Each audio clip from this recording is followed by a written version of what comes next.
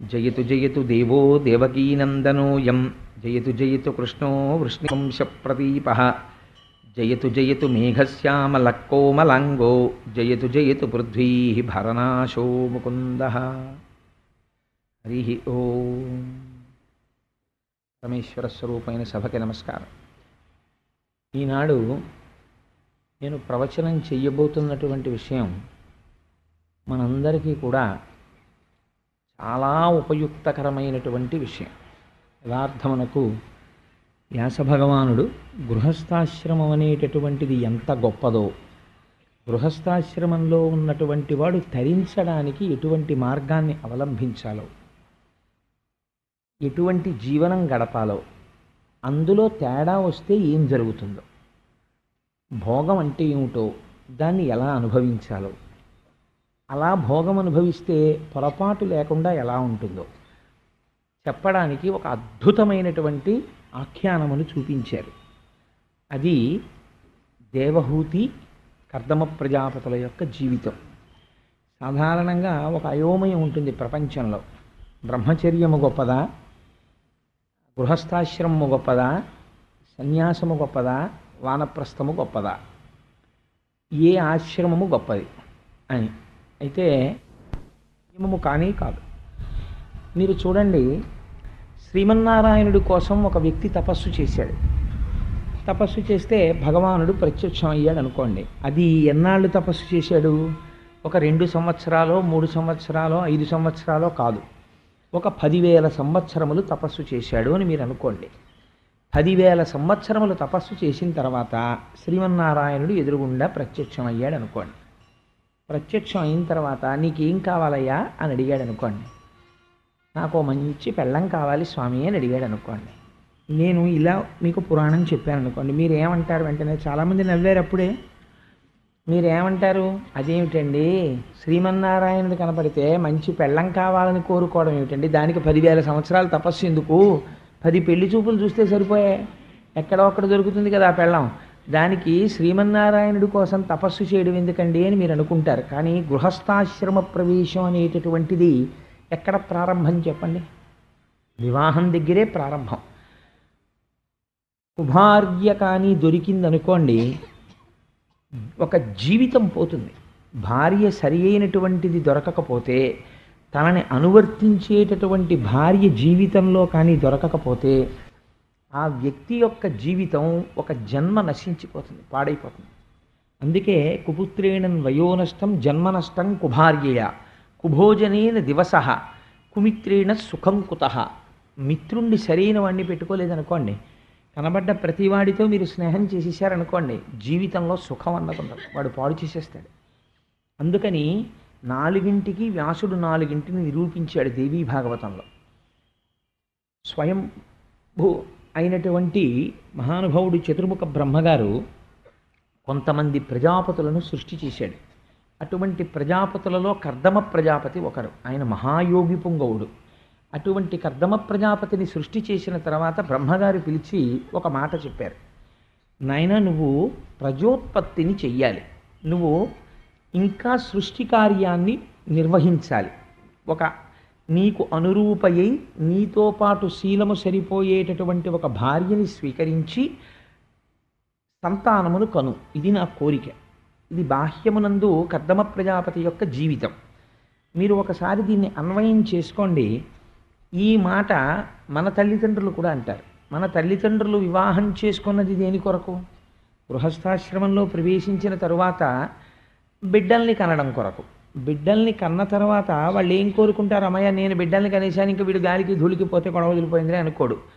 ఒక కర్తవ్యం ఉంటుంది. ఏమిటా కర్తవ్యం అంటే, మళ్ళీ తన కొడుకుని కూడా ఒక యోగ్యమైనటువంటి స్త్రీని చూసి కోడలుగా తెచ్చుకుని ఆ కొడుక్కి ఒక పిల్లనిచ్చి వివాహం చేస్తాడు. ఆయన్ని కూడా గృహస్థాశ్రమంలో ప్రవేశపెడతాడు.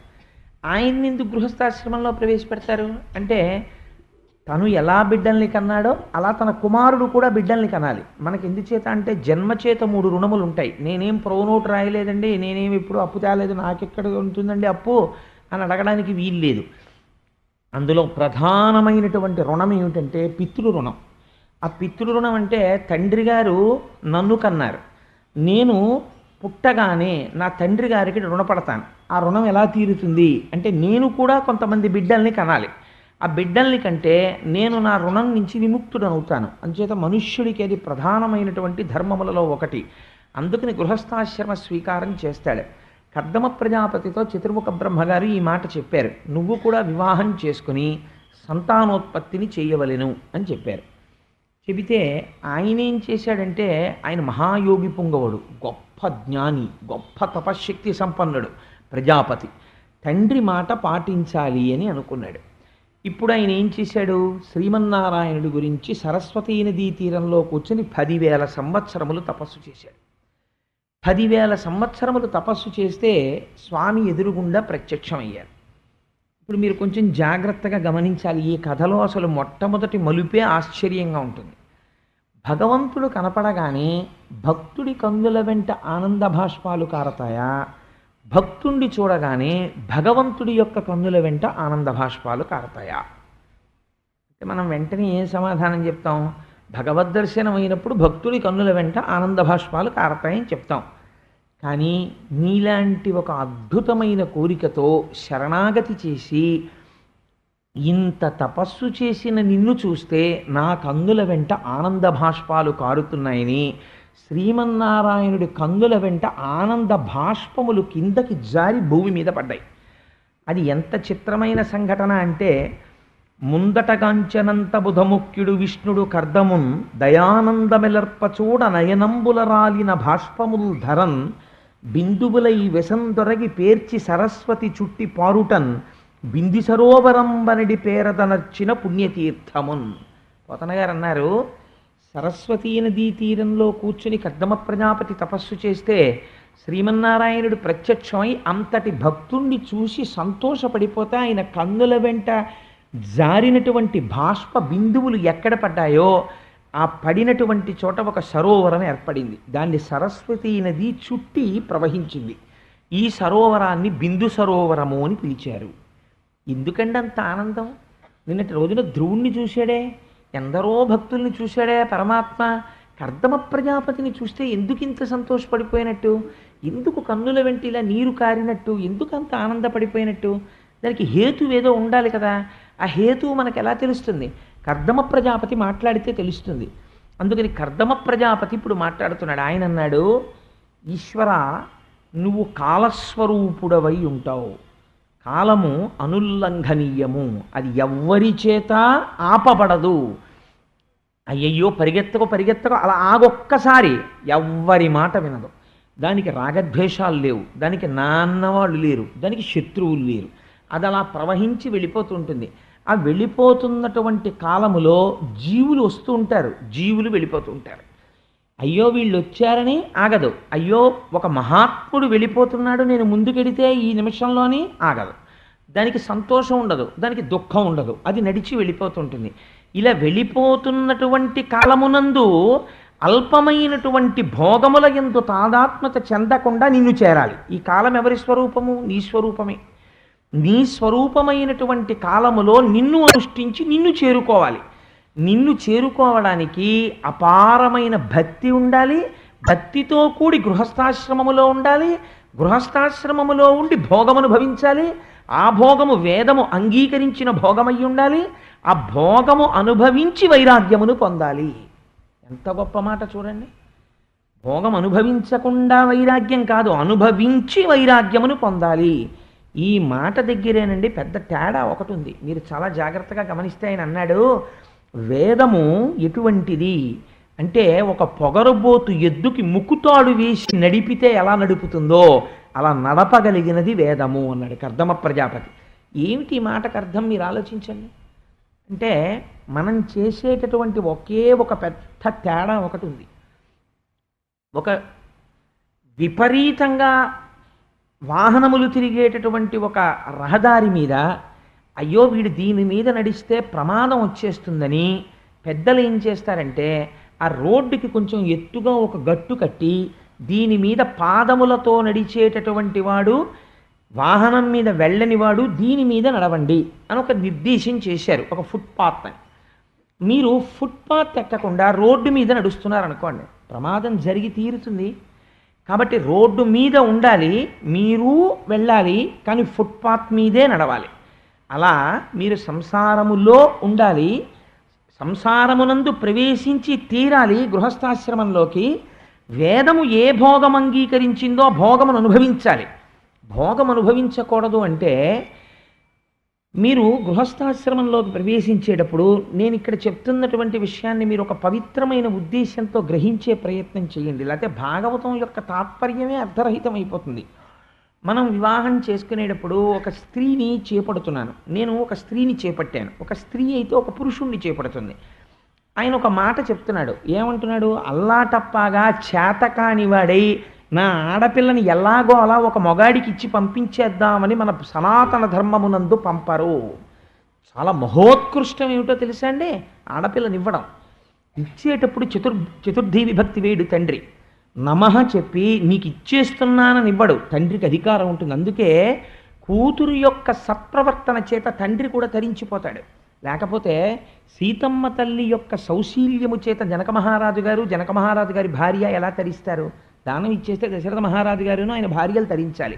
మరి జనక మహారాజు గారు భార్య ఎలా తరించారు అంటే, మగపిల్లవాడు సత్ప్రవర్తన కలిగినటువంటి వాడై గయాక్షేత్రానికి వెళ్ళి తద్దినం పెడితే ఈయన తరిస్తాడు.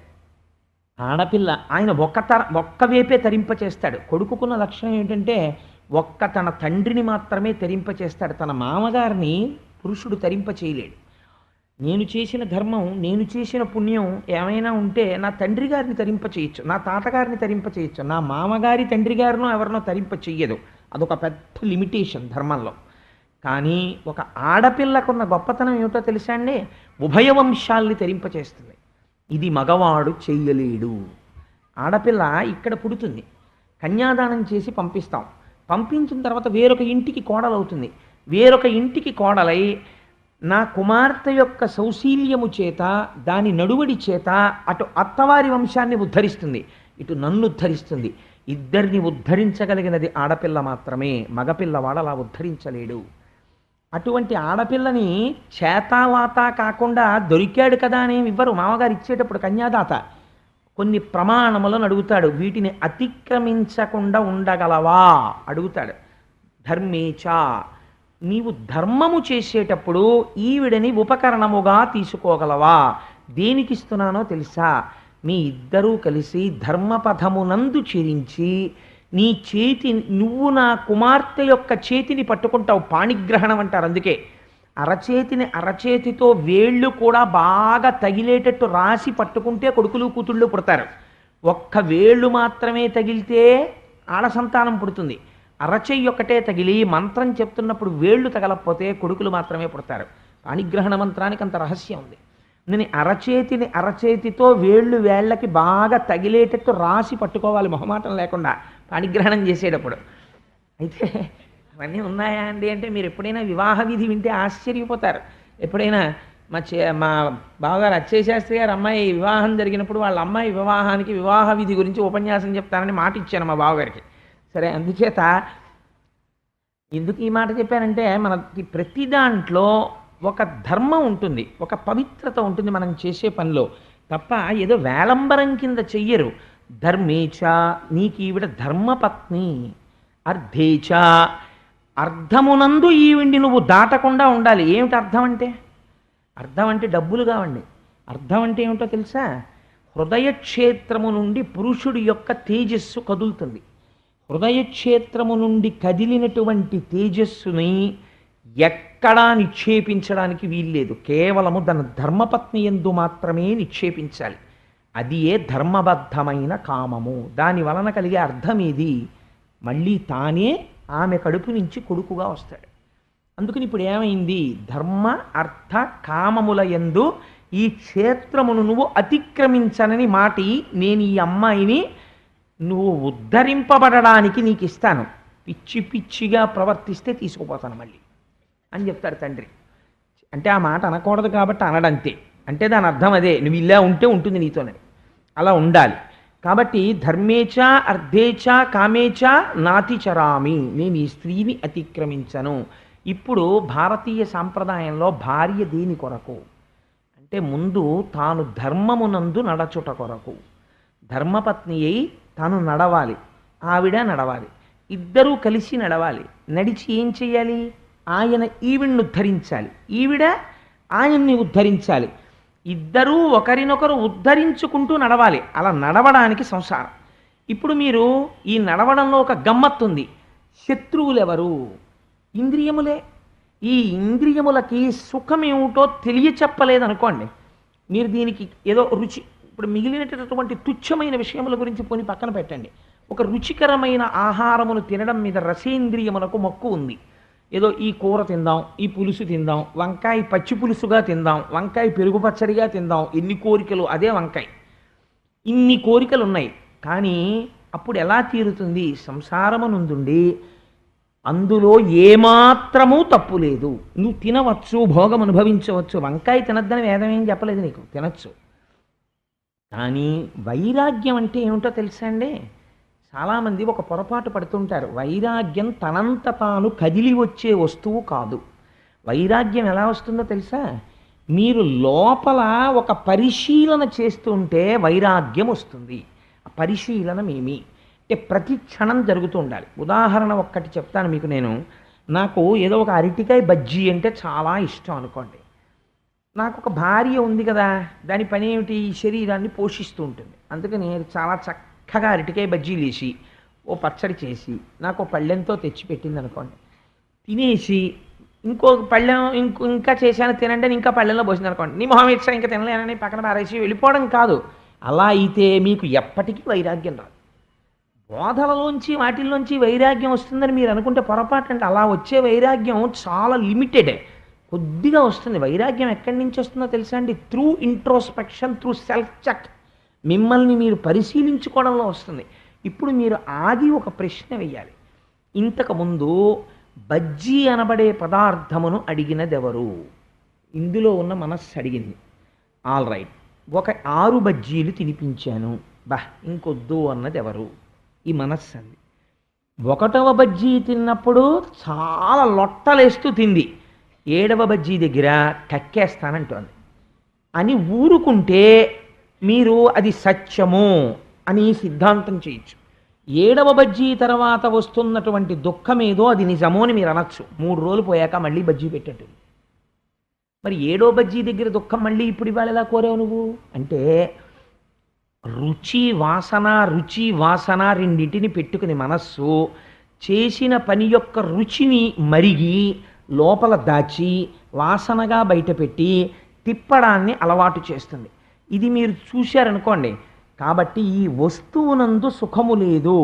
కాసేపు సుఖమని ఇది చెప్తుంది, ఆ తర్వాత అది సుఖం అనదు. కాబట్టి ఇది సుఖము కాదు, దుఃఖము కాదు. ఇది కొంతసేపు సుఖమన్నదేదో అది సుఖము కాదు, ఇది దుఃఖమన్నదేదో అది కూడా దుఃఖం కాదు.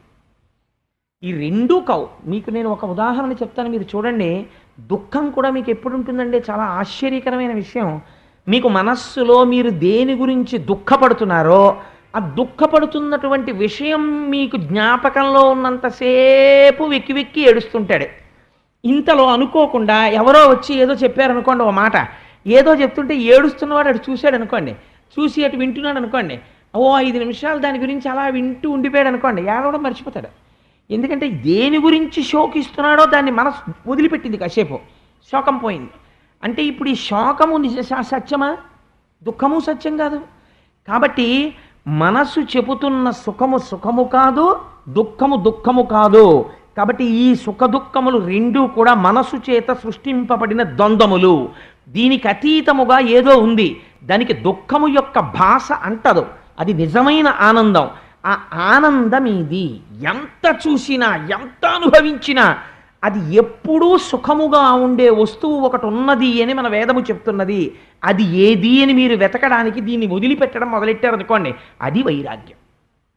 ఇప్పుడు మనసు చెబుతున్నవన్నీ ద్వంద్వములే అని మీరు తెలుసుకుంటే అది చెప్పిన వాటికన్నింటికి నవ్వేసి వెళ్ళిపోతుంటారు.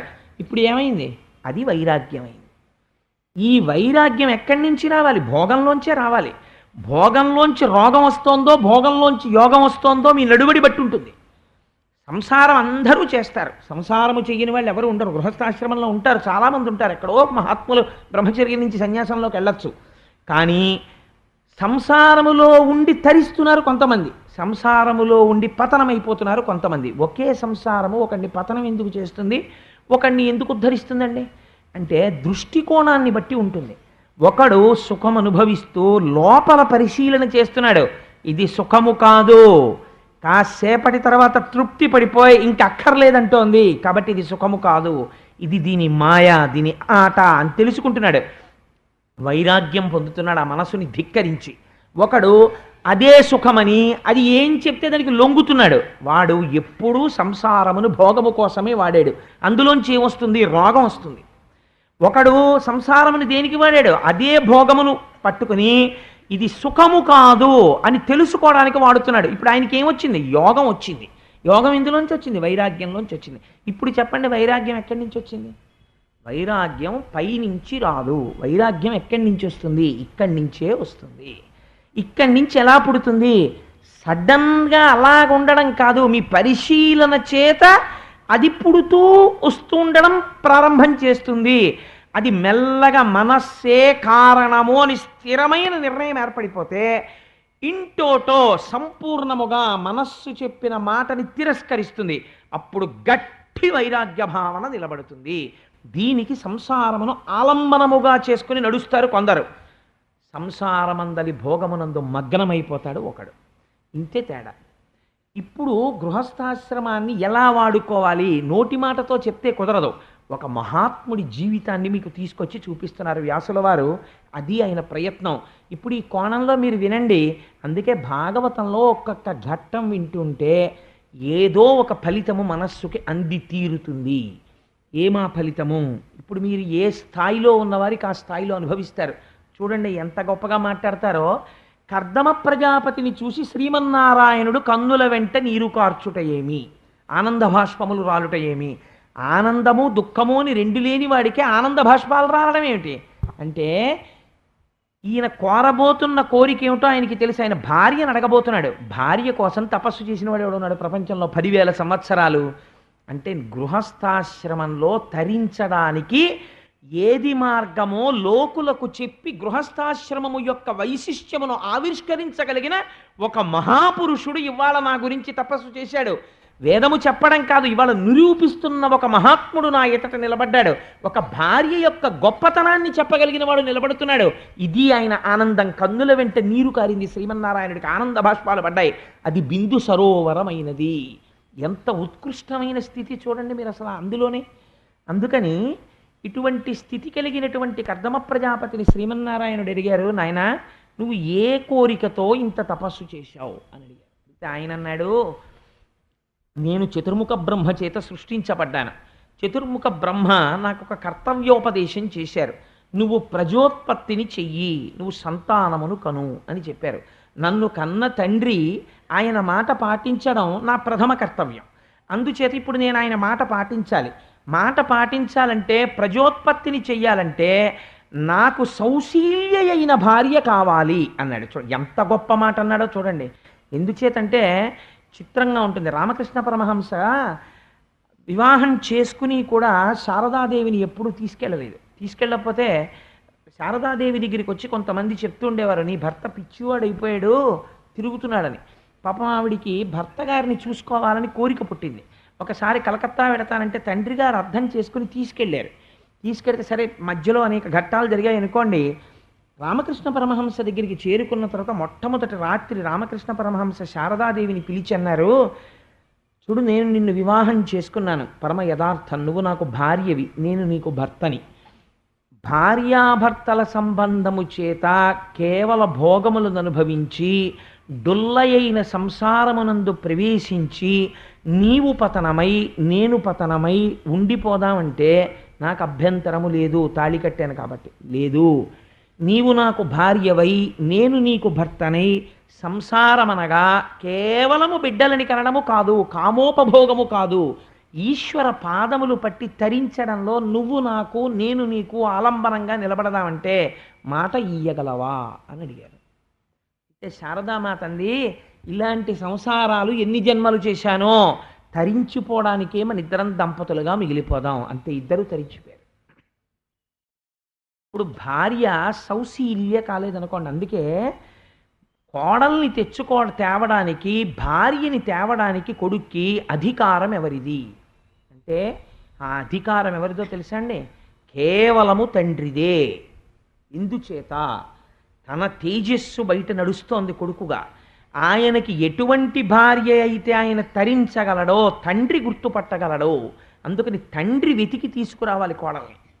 కాబట్టి ఇప్పుడు ఎవరు ఆయనకి తండ్రి? శ్రీమన్నారాయణుడే తండ్రి. బ్రహ్మకి శ్రీమన్నారాయణుడికి అభేదం మీరు వింటున్నారు కదా రోజు. అందుకని ఇప్పుడు తండ్రి నిర్ణయించాలి. ఇది ఎంత లౌకికమైనటువంటి ధర్మాన్ని ఆవిష్కరిస్తున్నాడో చూడండి. తను వెతుక్కోలేక చేతకానివాడై కాదు, తను తరించడానికి గృహస్థాశ్రమంలో తన తండ్రి చెప్పాలి తనకి అనుకూలవతి అయిన ఇల్లాలెవరో. ఇటువంటి వాడిని చూసి ఆనంద భాష్పాలు రాల్చాడు. నాన్నగారు మీరు చెప్పిన పుస్తకాలు చదువుకున్నాను, మీరు చెప్పిన కోర్సు చదివాను, మీరు చెప్పిన ఉద్యోగం చేశాను, నా మనస్సు నాది, మీరు చెప్పిన పిల్లలు నేనెందుకు చేసుకుంటానన్నవాడు కొడుకు కాడు. అలా కొడుకు యొక్క సౌశీల్యాన్ని చూడగలిగిన వాడై ఉండాలి తండ్రి.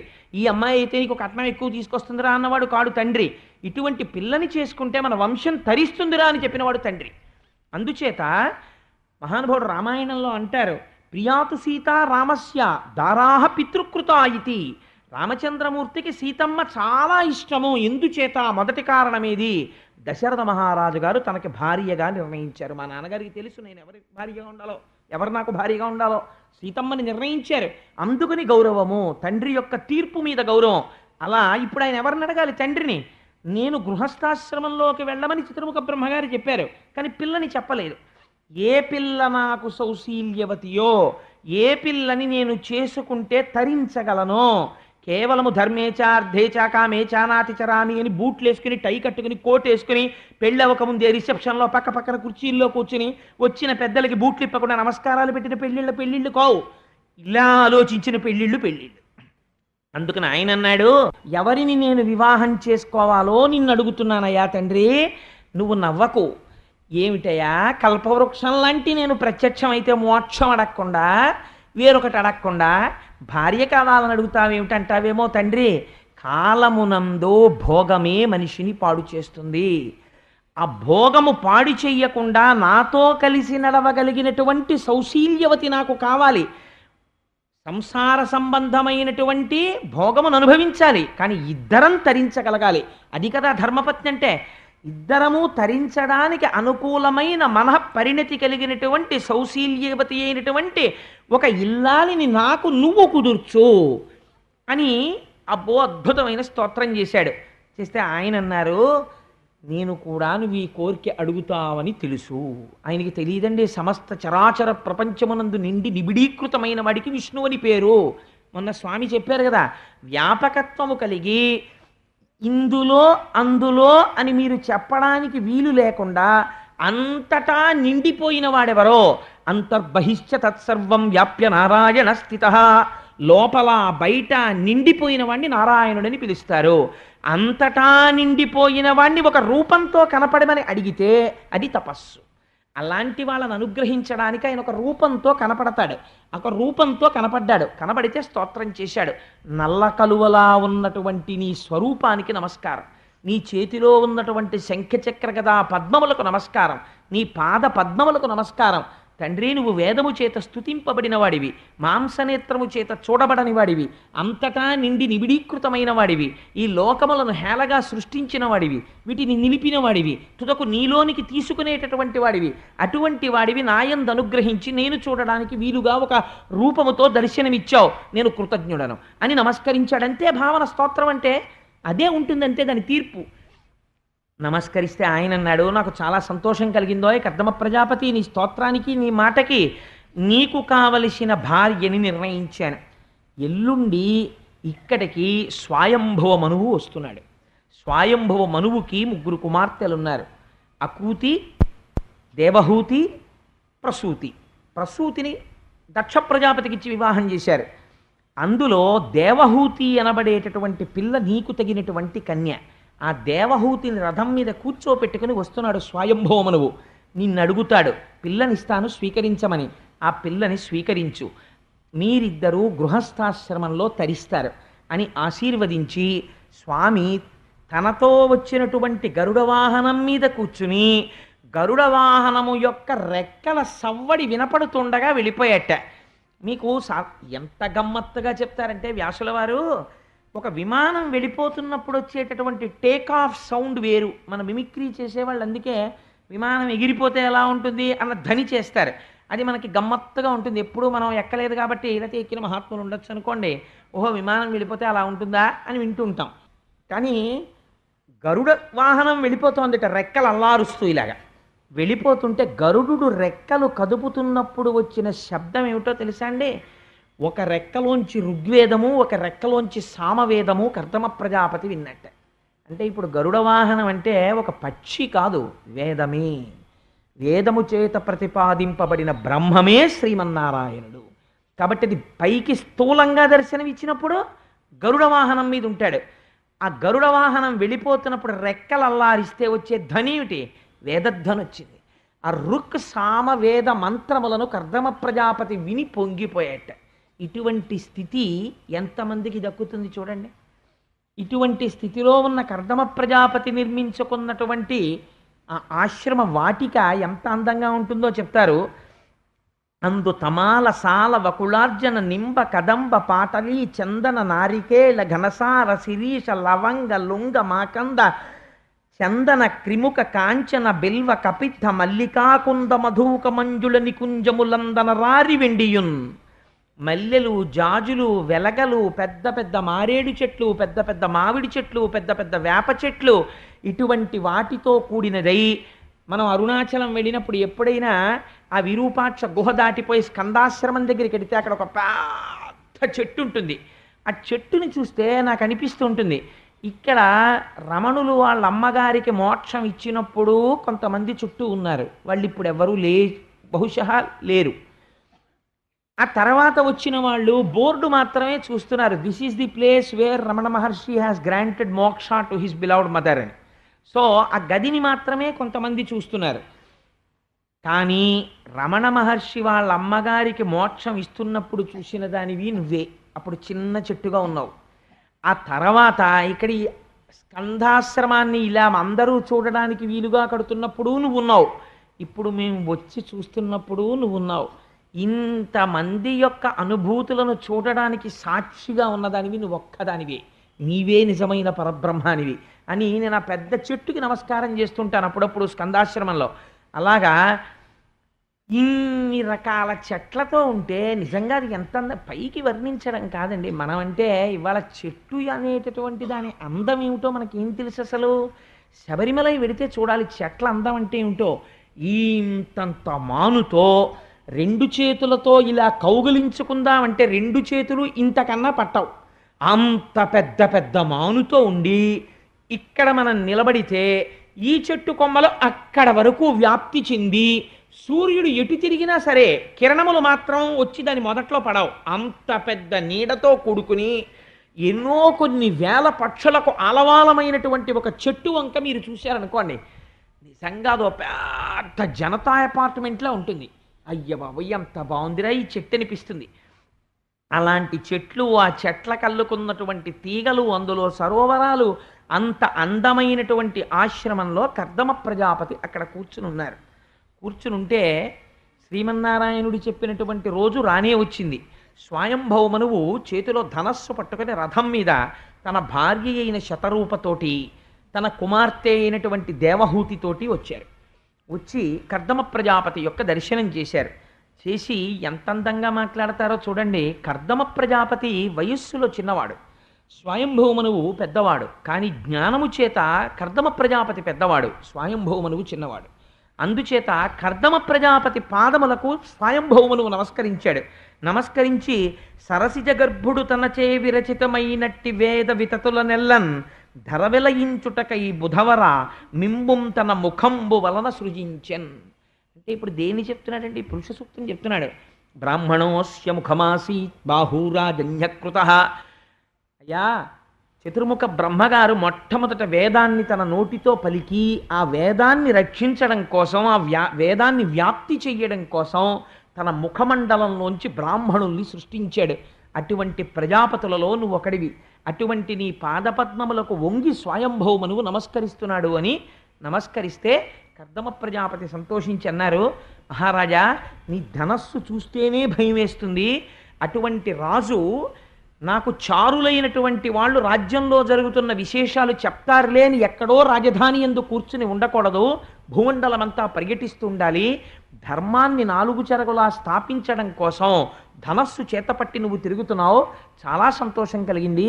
కానీ ఇక్కడ ధర్మాన్ని స్థాపించడానికి ఏముంటుంది? తపస్సు చేసుకునే ఆశ్రమంలో నువ్వింత ప్రయత్నపూర్వకంగా భార్యతో కుమార్తెతో కలిసిన ఆశ్రమానికి వచ్చావంటే నువ్వు చెప్పవలసినది ఏదో ఉందని నేను అనుకుంటున్నాను.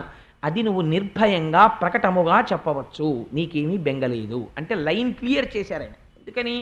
ఒక ప్రజాపతి ఒక యోగి పురుషుణ్ణి పట్టుకుని మా అమ్మాయిని ఇస్తాను పెళ్లి చేసుకుంటారా అని అడిగితే అసహ్యంగా ఉంటుంది. అందుకని నువ్వు మనస్సులో ఏ కోరికతో వచ్చావో అది చెప్పవచ్చు, నీకు భయం లేదు అన్నారు.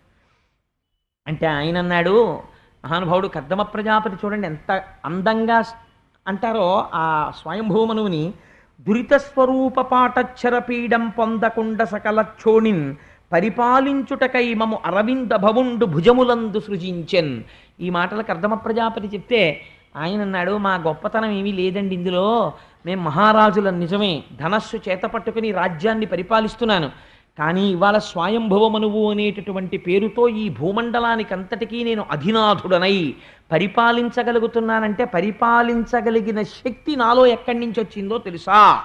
ఎంత గొప్ప మాట చెప్తున్నాడో చూడండి. అరవింద భవుండు భుజములందు సృజించెన్. మేము పరబ్రహ్మము యొక్క భుజములలోంచి బయటికి వచ్చాం. భుజములు శక్తి కేంద్రములు, ఇవి కార్యం చేస్తాయి, కర్మ చేసేటటువంటివి. కాబట్టి లోకరక్షణ చేతులతో చెయ్యాలి. అందుకని బాహూరాజన్యకృత, మేము ఈశ్వరుడు యొక్క బాహువులలోంచి వచ్చిన వాళ్ళం. అందుకని ఇది నా గొప్పతనం కాదు, నేను పరిపాలించి రక్షించగలుగుతున్నానంటే ఈశ్వరుడు యొక్క అనుగ్రహం. అందుకే మమ్మల్ని భుజములలోంచి సృష్టించాడు. వాళ్ళు చూడండి, వాళ్ళు మాట్లాడుకునే మాటలు ఏవి మాట్లాడినా అన్నీ ఎక్కడి నుంచి వస్తాయంటే ఈశ్వరుణ్ణి అనుసంధానం చేస్తూనే వస్తాయి. ఇప్పుడు స్వయంభవమనువు తన కూతురునిచ్చి వివాహం చేస్తానని చెప్పాలి. ఆయన ఎంత అందంగా మాట్లాడాడంటే, నాకు 3 కుమార్తెలు, అందులో ఇప్పుడు నాతో వచ్చినటువంటి పిల్లని దేవహూతి అని పిలుస్తారు. ఈ దేవహూతి నీకు తగినటువంటి సౌశీల్యము కలిగినటువంటిది. ఎందుచేత కలిగినది? నారదుడు మా అంతఃపురానికి వచ్చినప్పుడు కర్దమ ప్రజాపతి యొక్క గుణ విశేషములను వర్ణించి చెప్పేవాడు. నీ గుణములను విన్న తరువాత నిన్ను భార్యగా చేపట్టాలనేటటువంటి కోరిక నా కుమార్తె యందు కలిగినది. అందుచేత నా కుమార్తెను స్వీకరించి నన్ను ధన్యుణ్ణి చెయ్యి అని అడిగాడు. తప్ప తన కుమార్తె గురించి గొప్పగా చెప్పుకోలేదు. దేవహూతి లాంటి సౌందర్యవతి సాధారణం ప్రపంచంలో. అటువంటి అందగత్తె మా అమ్మాయి చేసుకో అని బాహ్య సౌందర్యం గురించి చెప్పలేదు అసలు. నారదుడి వలన నీ గుణములను వినిది, నీవేమిటో ఆవిడికి తెలుసు, నీకు భార్యగా ఉంటే ఎలా ప్రవర్తించాలో తెలుసు, నీ గుణములను విని నీ గుణములకు ఆవిడ ఉప్పొంగింది, అందుకని నీకు భార్య కావాలనుకుంటోంది, అందుకని నువ్వు ఆవిడ్ని భార్యగా స్వీకరించమని చెప్పాడు. ఇప్పుడు అనుకూలత కలుగుతుంది. దేనివల్ల అనుకూలత కలిగేది? పైకి ఆయన 6 అడుగుల పొడుగండి, మీ అమ్మాయి పొడిగెంత? 4, 8. అబ్బే మా వాడికి వీడికి సరిపోదండి. ఏమిటి చేసుకుంటావు పొడుగు? కూర వండుకు తింటావా? పొడుగు పొట్టి నలుపు తెలుపు అన్ని అవయవాలు బాగున్నాయా బాగులేవా, తెల్లగా ఉందా నల్లగా ఉందా, ఇవన్నీ కూడా కాలగర్భంలో ఒకనాడు కలిసిపోయేటటువంటి విశేషాలు. ఇవాళ తెల్లగా ఉన్నటువంటి పిల్ల ఏదో ఒక అనారోగ్యం వస్తే నల్లగా అయిపోవచ్చు. నల్లగా ఉన్న పిల్ల పార్వతీదేవి అంతటి పేరు తెచ్చుకోవచ్చు. రంగులో ఏముంది, శీలంలో ఉంది ఉండేదంతాను. అందుచేత ఎంత అందంగా మాట్లాడారో చూడండి. ఫోటోలు చూసుకోవడం, పొడుగు పొట్టి చూసుకోవడం, హైట్ మిల్లీమీటర్లతోటి సెంటీమీటర్లతోటి చూసుకోవడం ఇవి లేదు. గృహస్థాశ్రమంలో ప్రవేశించేవాడు ఏది చూసి చేసుకున్నాడు అంటే నీ గుణముల యందు అనురక్త అయినది. అంటే కర్దమ ప్రజాపతి ఎంత గొప్ప మాట మాట్లాడారో చూడండి. ఆవిడ తండ్రి గారు చెప్పలేదు ఆయన గురించి, కర్దమ ప్రజాపతి చెప్తున్నాడు. ఆయన అన్నాడు, అనగా నీ చేత అనన్యదత్తముగ ప్రతిష్ఠితంబైన ఈ తీగబోడి కమనీయ రూపరేఖా విలాసంబులమానిత లక్ష్మీ సమానయగుచు ఒకనాటి రాత్రియందుడురాజచంద్రికా ధవళిత నిజసౌధ తలమునందు మహిత రనన్మణి మంజీర శోభిత చరణియై నిజసఖీ సహితయగుచు కందుక క్రీడ చరింప గగనమందు వర విమానస్థుడగుచు విశ్వావసుండు నాగదనరిన గంధర్వ నాయకుండు తరుణి చూచి విమోహి అయి ధరణిపడియే. నీ కూతురు యొక్క సౌందర్యం ఏమిటో నాకు తెలుసయ్యా. ఒకనాటి రాత్రి పౌర్ణమి చంద్రుడు ప్రకాశిస్తుండగా నీ కుమార్తె కాళ్ళకి అందెలు పెట్టుకుని అంతఃపురం దగ్గర ఉన్నటువంటి సరోవరంలో, అక్కడ ఉన్నటువంటి ఆ ఉద్యానవనంలో తన చెలికెత్తెలతో కలిసి ఆడుకుంటోంది. ఆడుకుంటూ ఆ పిల్ల అక్కడ నిలబడి తన కాలితో భూమిని ఇలా రాస్తోంది. రాస్తుంటే ఆ పైనుంచి గంధర్వుడు ఒక ఆయన వెళ్ళిపోతున్నాడు. ఆ వెళ్ళిపోతున్నటువంటి గంధర్వుడు విశ్వావసుడు ఆ విమానంలోంచి పిల్లని చూశాడు. చూసి ఎంత బాగుందో అనుకోలేదు, ఈ పిల్ల అందం చూసి పైన విమానం నుంచి స్పృహ తప్పి భూమి మీద పడిపోయాడు. అంత అందగత్తయ్యా నీ కూతురు, నువ్వు ఈ సంఘటన చెప్పలేదు, దాచావు. ఎందుకు దాచావు? బాహ్య సౌందర్యాన్ని చెప్పకూడదు కనుక దాచావు. కానీ నేను చెప్తున్నాను, అంతటి సౌందర్య రాశి. ఈ సౌందర్యం ఎక్కడి నుంచి వచ్చింది? లక్ష్మీదేవి అనుగ్రహం చేత వచ్చింది. ఎందుకని ఈ మాట ఎందుకు అనాలండి? అంటే కన్యాదానం చేసేటప్పుడు ఆడపిల్లని లక్ష్మిగా చూస్తారు. లక్ష్మిగా చూసి తామర పువ్వులో తీసుకొస్తున్నామని బుట్టలో కూర్చోబెట్టి తీసుకొస్తారు మేనమామలు. మేము ఎప్పుడూ మా మేనకోడలు నా దృష్టితో చూడలేదు, లక్ష్మిగా చూశామని తీసుకొస్తారు. అందుకని బట్టలు పెట్టి పంపిస్తారు ఆ మేనమామలకి. ఆ మేనమామలు తీసుకొచ్చి కూర్చోబెడితే కన్యాదాత వరుడి యందు నారాయణుణ్ణి చూసి తాను తరించిపోతాడు. తరించిపోయి పళ్ళెంలో వరుడి యొక్క కాళ్ళు పెట్టి తన భార్య నీళ్లు పోస్తుంటే తాను కాళ్ళు కడిగినటువంటి రోజున తన జన్మ సాఫల్యం. నారాయణుడి యొక్క కాళ్ళు కడిగి తజ్జలములను తన శిరస్సు మీద ప్రోక్షణం చేసుకునేటటువంటి మహాభాగ్యము ఎవరి వల్ల కలుగుతుంది? ఆడపిల్ల వల్ల కలుగుతుంది, తండ్రికి. అందుచేత నీ కుమార్తె అంతటి సౌందర్య రాశి. నేను ఒక్క మాట చెప్పనా మహానుభావ స్వయంభూమనువు, ఎవరికి లక్ష్మీదేవి యొక్క అనుగ్రహము కలిగిందో వారు మాత్రమే నీ కుమార్తెని చేపట్టగలరు. నేను చేపట్టి నా గుణములను విని నీ కుమార్తె నాకు భార్య కావడం కాదు, నాయందు లక్ష్మీదేవి ప్రసన్నురాలైనది, అందుకే నాకు ఇటువంటి భార్యనిచ్చినది. ఈ మాట ఎవరు అనగలరో తెలుసా అండి? శంకరాచార్యులు వారు అంటారు, కళాభ్యాం చూడాలంకృత శశికళాభ్యాం రిజితపఫలాభ్యాం. భార్యాభర్తలు ఎలా ఉండాలంటే, అబ్బా ఆయన తపస్సుకి ఫలితం ఈవిడ పుణ్యాలు నోముల పంట ఆయన. ఇద్దరు ఒకరినొకరు ఎలా ఉద్ధరించుకుంటున్నారండి నిజంగా అనిపించుకోగలగాలి దాంపత్యం అంటే. తప్ప దాంపత్యం అంటే ఆవిడ పొడుగ్గా ఉంది, ఈయన పొట్టిగా ఉన్నాడు, అవన్నీ కాదు దాంపత్యం. ఒకరినొకరు ఎలా తరింప చేసుకుంటున్నారు సంసారంలో, అన్ని గుణములు కలిగినదయా. నీ కుమార్తె నాకు భార్య కావడానికి తగినదని నిర్ణయించిన వాడెవరో తెలుసా? నువ్వు కాదు, నేను కాదు, తండ్రి శ్రీమన్నారాయణుడు నిర్ణయించి మొన్నటి రోజునే చెప్పాడు. అందుకని నేను నీ కుమార్తెని భార్యగా స్వీకరిస్తాను.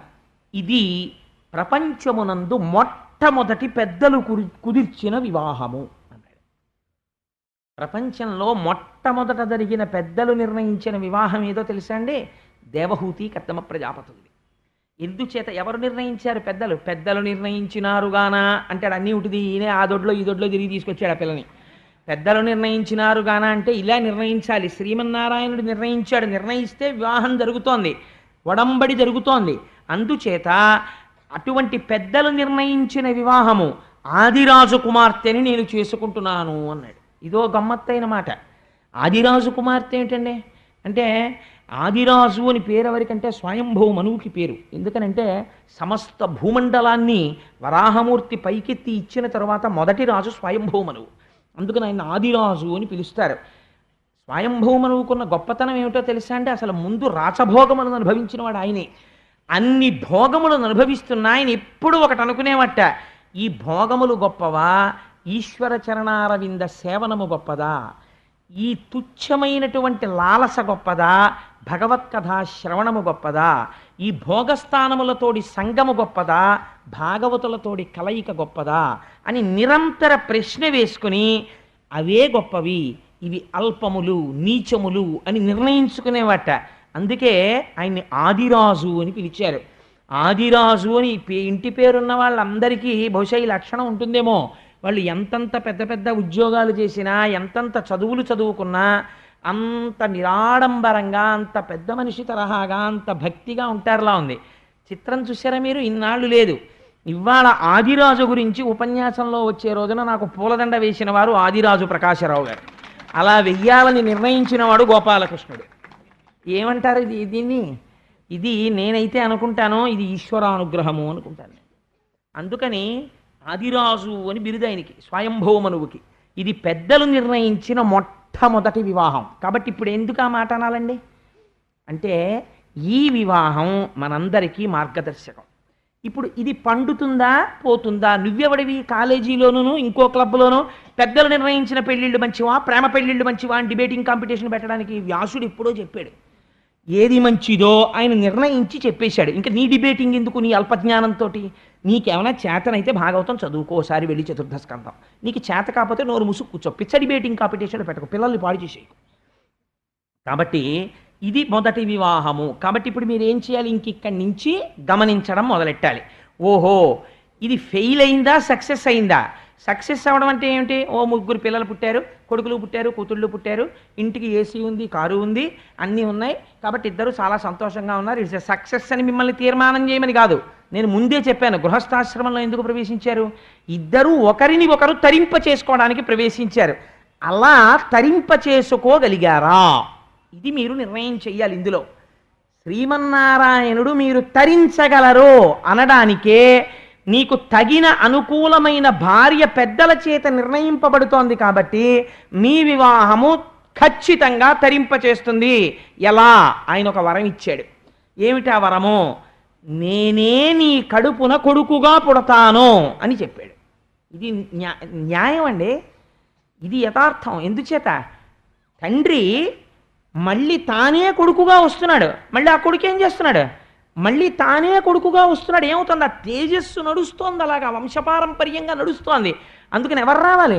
ఎవరు మొట్టమొదటి వాడో వాడు రావాలి. ఇప్పుడు మళ్ళీ అందుకు తాతగారి పోలుకో తండ్రి గారి పోలుకో రావాలి. అందుకని ఆ నారాయణుడుకు కర్దముడికి అభేదం, ఇద్దరు ఒకటే, తండ్రి కొడుకు ఒకటైపోయినప్పుడు అందుకని మళ్ళీ నారాయణుడే పుట్టాలి కడుపున. అందుకుని నేనే నీ భార్య కడుపున 10 నెలలు పడుకుని బయటికి వస్తానయ్యా. ఎంత విజయం చూడండి! ఇది నిజంగా కర్దమ ప్రజాపతికి ఇది గృహస్థాశ్రమం యొక్క విజయము అని చెప్తే సంతోషపడిపోయారు. చిత్రం ఏమిటో తెలుసా అండి? స్వయంభువమనువు పిల్లనివ్వలేదు కర్దమ ప్రజాపతి. ఈయన కర్దమ ప్రజాపతి ఇన్ని మాటలు చెప్తే, స్వయంభువమనువు ప్రపోజ్ చేస్తే ఆయన ఒప్పుకుంటే తన కూతురి వంక చూశాడు. కూతురు చాలా చిరునవ్వు నవ్వుతూ తన సంతోషాన్ని వ్యక్తం చేసింది. ఇవ్వలేదు పిల్లని.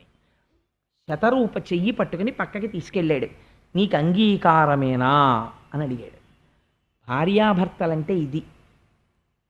ఎంత చిన్న విషయం అవనివ్వండి, అది ఆ చిన్న విషయం కూడా భార్యకి చెప్పకుండా ఉండలేక, అయ్యో దానికి చెప్పకుండా ఉండడమా అని తనకి కలిగిన చిన్న సుఖం, చిన్న దుఃఖం, చిన్న కష్టం, చిన్న సంతోషం కూడా భార్యతో చెప్పుకోవడంలో ఆనందం పొందేటట్టుగా అనువర్తించి నడిచినటువంటి భార్య, భర్తని గెలుచుకున్న భార్య స్వాధీన వల్లభ.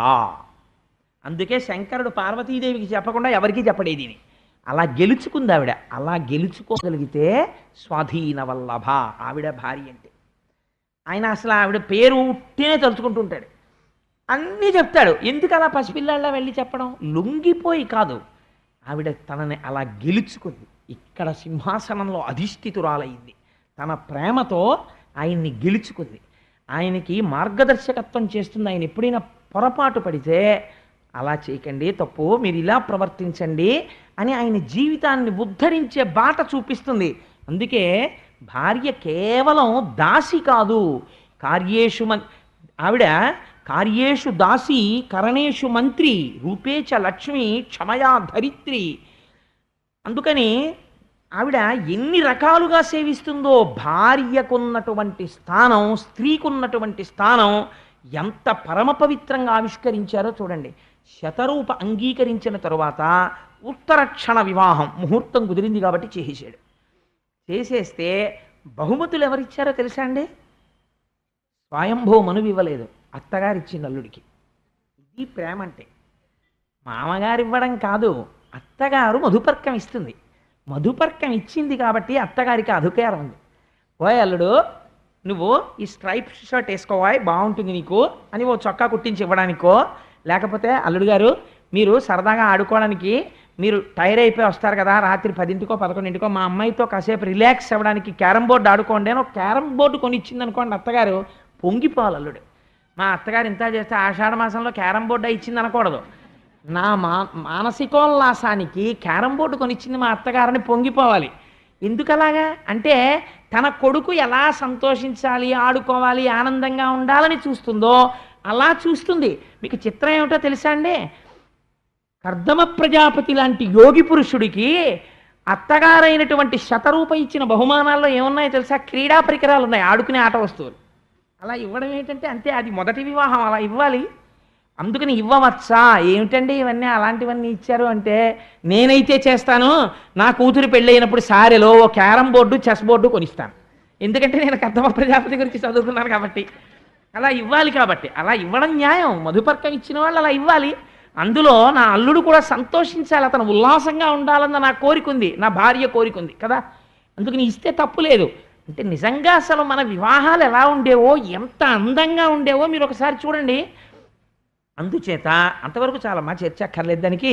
అందుచేత దాని మీద అలాంటి క్రీడా పరికరములతో సహా ఇస్తే చాలా సంతోషించి ఆమెని అప్పజెప్పి విడిచిపెట్టి వెళ్ళలేక ఇంత స్వయంభువమనువు, ఇంత ధర్మం తెలుసున్నవాడు, ఇంత అల్లుణ్ణి పొందినవాడు కన్నుల నీరు పెట్టుకుని భారమైన గుండెలతో వెనక్కి తిరిగి చూస్తూ వెళ్ళలేక వెళ్ళేట. మీకు శాస్త్రంలో ఒక గొప్ప రహస్యం చెప్పనండి.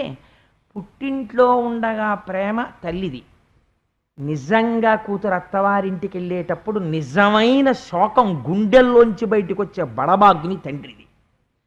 ఏడవలేక అంటే అప్పగింతల పీటల మీద లోపలికెళ్ళి కళ్ళ నీళ్లు తుడుచుకుని ముక్కు చీదుకుంటుంటే బాత్రూంలోకి వెళ్ళి, ఏమిటండి అన్ని చెప్తారు మీరు భలేవరే, ఆ ఏడవడం ఏంటి తప్పు కదా, మీరు మగవారు కన్నమ్మని నీళ్ళు రావచ్చా అంటారు. ఆడపిల్ల వెళ్ళిపోతుంటే తండ్రి అంత బెంగ పెట్టుకుంటాడు, పైకి చెప్పుకోలేడు కానీ అన్నం తినడు. వెళ్ళిపోతుంది అన్న ఆలోచన వస్తేనే అబ్బా ఎందుకు లేదు అంత తొందరగా పెళ్ళి అనిపించి వాయిదా వేసేద్దాం అనిపిస్తుంది. ఆడపిల్లని పంపడం అంటే అంత కష్టంగా ఉంటుందండి, తండ్రికి అంత బెంగగా ఉంటుంది. మీరు లక్ష్మీ కళ్యాణంలో విందురు కానీ సముద్రుడు ఎంత బాధపడ్డాడో ఎదరొస్తుంది కదా ఇంకొక వారం రోజుల్లో అసలు లక్ష్మీ కళ్యాణం, అప్పుడు చూద్దురు కానీ దాని అందం ఏమిటో అసలు. సరే, అందుచేత ఇంతటి స్వయంభవమనువు బెంగ పెట్టుకుని వెనక్కి తిరిగి వెళ్ళేట. మొదటి వివాహం ఎలా ఉండాలో అలాగే వర్ణించారు. తిరిగి వెళ్ళిపోతుంటే ఆయన వెళ్ళిపోతూ సరస్వతీ నదీ తీరంలో ఉన్నటువంటి మహాపురుషులందరినీ సేవిస్తూ తిరిగి వెళ్ళిపోయాడు. వెళ్ళిపోతే ఆయన రాజధాని పేరు బర్హిష్మతి, అదో విచిత్రమైన ఊరు. దానికి బర్హిష్మతి అన్న పేరు ఎందుకు వచ్చిందో తెలుసా అండి? ఏ పేరు అనవసరంగా పెట్టరు మన వాళ్ళు. యజ్ఞవరాహమూర్తి నీటిలోంచి భూమిని పైకి తీయడం కోసమని నీటిలో తన యొక్క ముట్టె పెట్టి చాలాసేపు వెతికాడు. ఆ వెతకడంలో ఆయన ఒంటి మీద ఉన్నటువంటి వెంట్రుకలు నానిపోయి, బాగా నానిపోయిన తర్వాత భూమి దొరకక ఆ వెతుకుతూ ఒకసారి తల పైకి పెట్టి ఇలా విదుపుతుండేవాడు. ఆ విదుపుతున్నప్పుడు ఒంటి మీద నానిపోయిన వెంట్రుకలు కొన్ని ఎగిరి పడ్డాయి. అవి పడిన ప్రదేశం ఏదో దాని పేరు బర్హిష్మతి. ఆ పడిపోయిన వెంట్రుకలు భూమిలోకి వెళ్ళి అందులోంచి దర్భలు పైకి వచ్చాయి. ఆ దర్భలు ఇప్పటికీ ఆకుపచ్చగానే ఉంటాయి అక్కడ. ఆకుపచ్చని ఆ దర్భలతో నిరంతర యజ్ఞయాగాదులు చేసి శ్రీహరిని ఆరాధించేవాడు స్వయంభవమనువు. అటువంటి పట్టణం కనుక దానికి బర్హిష్మతి అని పేరు. అటువంటి పట్టణాన్ని రాజధానిగా చేసుకుని స్వయంభవమనువు పరిపాలిస్తున్నాడు. అంటే ఎంత వైదిక కర్మాచరణము కలిగిన వాడో, ఎంతటి ఈశ్వర సంబంధం ఉన్నటువంటి ప్రదేశమునందు ఆయన ఉన్నటువంటి వాడో మీరు ఆలోచించండి. సరే, అందుచేత కొంతకాలం అయిపోయింది. ఈవిడ మహాసౌందర్య రాశి. ఒక్క మాట మీరు అర్థం చేసేసుకున్నారు కదండి. విశ్వవసు అంతటి వాడు ఆకాశంలోంచి కింద పడిపోయాడు స్పృహ తప్పి. అంతటి అందగత్తె ఈవిడ కర్దమ ప్రజాపతిని సేవిస్తోంది. నేను ఇవాళ రేపు జరుగుతున్న పెళ్ళిళ్ళ గురించి చెప్పను, ఎందుకంటే భాగవతం చెప్తున్న నోటితో అవి చెప్పడం నాకు అసహ్యం. కానీ మీరు ఒకటి ఆలోచించండి, ఇంత సౌందర్య రాశి అయిన భార్య భర్తకి ఉపచారం చేస్తోంది. ఆయన ఏం చేస్తున్నాడు? తపస్సు పాటిస్తున్నాడు, నియమములు పాటిస్తున్నాడు. భర్త తపస్సు పాటించి నియమములు పాటిస్తే భార్య ఏం చెయ్యాలి? ఆవిడ అవే పాటించాలి. ఆయన భూశయనం చేస్తున్నాడు, ఆవిడ భూశయనం చేస్తోంది. ఆయన తపస్సు చేసుకుంటున్నాడు, ఆవిడ ఆయనకి కావలసినటువంటి ఫలాలు, ఆ సమయానికి కావలసిన పువ్వులు, ఆ సమయానికి కావలసిన తేనె అందిస్తోంది. ఆయనకి బాహ్యస్మృతి లేదు, తపస్సు చేసుకుంటూ పొంగిపోతున్నాడు. ఈవిడ ఇటువంటి భర్త దొరికాడని పొంగిపోయి ఆయన అనువర్తిస్తోంది. ఒక రాచసౌధంలో పెరిగి దాసదాసీజనము చేత సేవలందుకున్నటువంటి స్త్రీ తన భర్తకి సేవ చేయడానికి నిర్మానుష్యమైన ఒక ఆశ్రమములో భర్తకి సేవ చేయడంలో అలిసిపోయి, ఒక అంగరాగం లేదు, ఒక పన్నీటి స్నానం లేదు, కేశపాశమునకు సుగంధ తైలం లేదు, ఏవీ లేవు. ఆ తలస్నానాలు చేసి చేసి చేసి చేసి నల్లటి జుట్టు ఎర్రగా అయిపోయింది. అదంతా జటలు కట్టేసి ఆ జుట్టు జటలు కింద వేలాడుతోంది. ఆవిడ శుష్కించిపోయి శల్యం అయిపోయింది, అంత సన్నపడిపోయింది. ఒకనాడు దేవహూతి చూడడానికి ఎంత అందంగా ఉండేదో ఇప్పుడంతా శుష్కించిపోయింది. వ్యాసుల వారు ఎంత గొప్ప ఉపమానం వేశారో తెలుసా అండి? పార్వతీదేవి పరమశివుని సేవించినట్లు. ఆవిడ అపర్ణ అయితే అప్పుడు పరమశివుడు సంతోషించాడు. ఈవిడ అంతగా సృష్టించిపోయాక ఒకరోజు తపస్సులోంచి లేచి నడుస్తూ ఎందుకో ఇలా చూశాడు దేవహూతి వంక. ఆవిడ శరీరాన్ని చూసి ఆశ్చర్యపోయాడు. నేను ఒకనాడు ఈవిడ సౌందర్యాన్ని వర్ణన చేశాను. నా కోసం తప్పించడంలో, నా కోసం పరిశ్రమించడంలో, నా కోసం ఇన్ని ఏర్పాట్లు చేయడంలో ఈవిడ ఇవాళ ఇలా అయిపోయింది అని, దేవహూతి నీ సేవలకి నేను సంతోషించాను కాబట్టి ముందేది ధర్మము. ఇద్దరూ కలిసి ఈశ్వరార్చన నిపుణులయ్యారు. నీకు నా వలన తీరవలసిన కోరికేమి అని అడిగాడు. అంటే ఆవిడంది, ఒక సౌశీల్యవతురాలైనటువంటి స్త్రీ భర్త వలన ఏ సుఖాన్ని కోరుతుంది? సంతానవతి అయి తాను తల్లి కావాలని కోరుకుంటుంది. ఈశ్వర, మీరు నాకు పతిదేవులు, మీరు నన్ను కరుణించి నేను తల్లినయ్యేటటువంటి అదృష్టాన్ని నాకు కటాక్షించండి అని. అంటే వాళ్ళు ఎంత ధర్మబద్ధమైన కామమును అనుభవించారో చూడండి, తల్లి అగుట కొరకు. ఆయన అన్నాడు తప్పకుండా అని. ఆయన ఒక అందమైన మాట చెప్పాడు. నీకు నేను చూడడానికి ఇలా ఒక ఆశ్రమంలో జటలు కట్టుకుని ఉరప్పంజరం పైకొచ్చేసి ఒక నారపంచ కట్టుకుని ఎప్పుడు దండకమండలాలు పట్టుకుని చాలా వెర్రివాళ్ళ, తపస్సు చేసుకుంటున్న వాళ్ళ, ఏ భోగభాగ్యాలు లేని వాళ్ళ, అట్టే మాట్లాడితే ఎప్పుడు భూషయనం చేస్తూ నేల మీద పడుకునే వాళ్ళ నేను కనపడుతున్నాను కదా. నాకున్న భోగాలు ఎటువంటివో తెలుసా దేవహూతి? ఈ భూమి యందు సార్వభౌములమని ఈ సమస్త భూమండలాన్ని ఏలగలమన్న చక్రవర్తులకు లేని భోగములు నాకున్నాయి. ఎక్కడివో తెలుసా అని చెప్తున్నాడు చూడండి. మానిత ధర్మ మార్గ మహిమస్ఫుట భూరి తపస్సమాధి విద్యాని భృతాత్మయోగ సముపార్జిత విష్ణు కటాక్షలబ్ధ శోభానగా దివ్యభోగ బహుభద్ర వితానము అస్మదీయ సేవానరతిన్ లభించు అనివారణ నిత్తును దివ్య దృష్టియం. నేను నిరంతరము శ్రీమన్నారాయణుణ్ణి సేవించాను, అపారమైన భక్తితో యోగాన్ని అవలంబించాను, గొప్ప తపస్సు చేశాను. దాని చేత నాకు ఈశ్వరానుగ్రహంగా యోగశక్తి చేత కల్పింపబడవలసినటువంటి భోగోపకరణములు ఉన్నాయి. అవి సామాన్యులకు దొరికేటటువంటివి కావు. వాటిని నేను నా తపశ్శక్తితో సృజిస్తున్నాను. అవి ఇతరులకు కనపడవు కూడా. అటువంటి వాటిని చూడడానికి వీలైన దివ్య దృష్టిని నీకు ఇస్తున్నాను, చూడా భోగోపకరణములనని దివ్య దృష్టిని ఇచ్చాడు. ఇస్తే ఆవిడ తెల్లపోయింది. ఒక పెద్ద భవనం ఒకటి వచ్చింది. ఆ భవనములో గొప్ప గొప్ప శయ్యామందిరములు.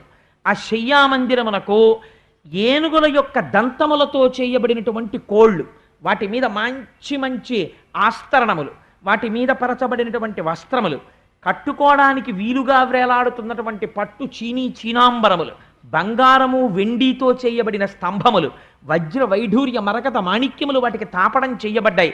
లోపల శయనాగారములు, మళ్ళీ బయటికి వచ్చేటప్పటికి ప్రాంగణములు, అంటే మనం ఇప్పుడు డ్రాయింగ్ రూము హాల్ అంటామే అటువంటి ప్రాంగణములు.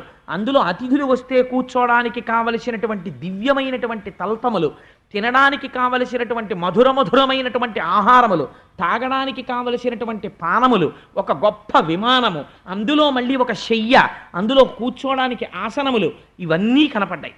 ఆవిడ తెల్లబోయింది. ఎక్కడ చూసినా పుష్పహారములు, వాటి మీద వాలి గండు తుమ్మెదలు చేస్తున్నటువంటి రొద, ఆ వాటిలోంచి పడుతున్నటువంటి తేనెబొట్లు, వాటి మించి వస్తున్న సువాసన అలా నిలబడిపోయిందంటే. ఈ స్థితిలో ఉన్న దేవహూతికి ఉత్తర క్షణంలో ఇవన్నీ కనపడ్డాయి. కనబడితే కర్దమ ప్రజాపతి అన్నాడు, దేవహూతి, అదిగో బిందు సరోవరం, అందులో దిగి స్నానం చేసి బయటికి రా అన్నాడు.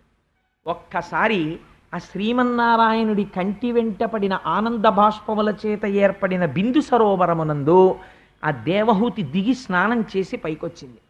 వచ్చేటప్పటికి పూర్వం దేవహూతి ఎంతటి సౌందర్యంతో ఉండేదో దానికి 10,000 రెట్ల సౌందర్యాన్ని పొందింది. అక్కడ 1,000 మంది దివ్యమైన కాంతలు కనపడ్డారు. వాళ్ళు వచ్చి ఆవిడికి పట్టుపుట్టములు కట్టి అంగరాగములు నలది ఆవిడికి చక్కటి కేశపాశమును ముడివేసి అందులో రకరకాలైన పువ్వులు పెట్టి రకరకాలైన హారములను అలంకరించి ఒక నిలువుటద్దం పట్టుకొచ్చి ఆవిడ ముందు పెట్టి అమ్మ చూసుకో నీ సోయగం అన్నారు. అద్దంలో దేవహూతి తన సోయగాన్ని తాను చూసుకుని వెంటనే తన భర్తని స్మరించినది. ఎంత ధర్మం ఉందో చూడండి అందులో. అంతకన్నా నేను వ్యాఖ్యానం చేయక్కర్లేదు.